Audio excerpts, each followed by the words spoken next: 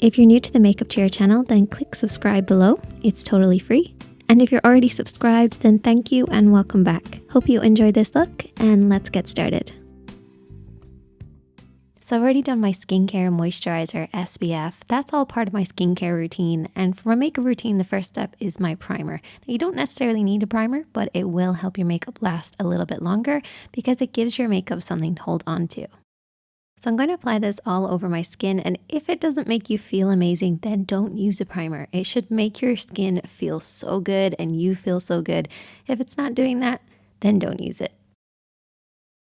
Once I apply it all over my skin, I then like to press it in. I just find that this helps to make sure it's evenly applied everywhere. And now it's time for foundation. So I'm going to be taking the Fenty Beauty foundation. I have dry skin, so I like to use a hydrating foundation. And to apply it, I like to use a makeup sponge. And the makeup sponge I'm using is by Blank Canvas Cosmetics. I love this. It's one of the best sponges I have ever used. Now, when it comes to foundation, I don't apply it underneath my eyes. I start on the apples of my cheeks and I blend up a little bit, and then I blend it down across my jawline and across the rest of my face, leaving a small gap underneath the eyes. I really want the majority of the coverage to be on the apples of the cheeks, and that's why I start there and then blend it outwards so it fades into nothing as it reaches my jawline and hairline. And I'm using a pressing motion, working the foundation in with that sponge. This is going to give you a beautiful, flawless finish.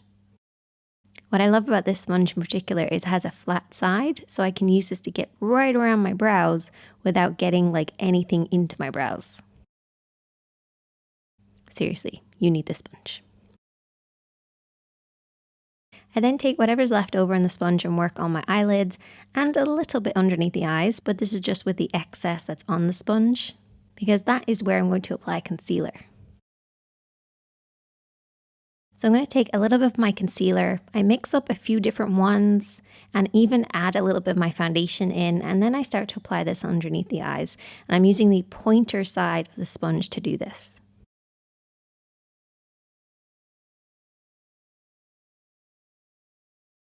So I like to look upwards when I'm applying underneath my eyes just to make sure you get a nice flat surface to work on, and you can get right underneath the lashes as well.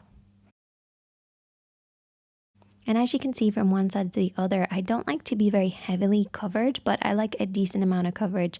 And the combination of the foundation all over and then just the concealer on main areas really creates that flawless finish. Now to set everything in place, I'm going to be using some powder. And I'm using a slightly tinted powder to create a more even base, but you can use a translucent one if you want to. But before I apply any makeup, I like to go back over my smile lines on my lids and underneath my eyes just to make sure there's no creasing there.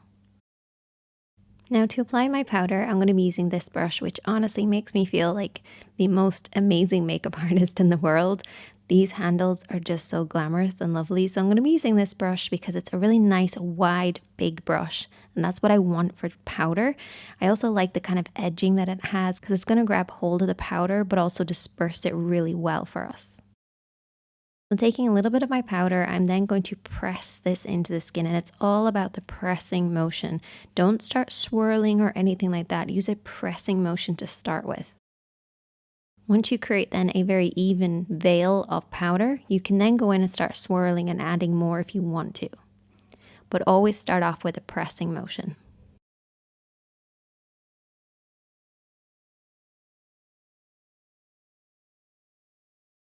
I don't like to apply too much powder because I find that it does go a little cakey because my skin is quite dry, so a nice even layer is all I do.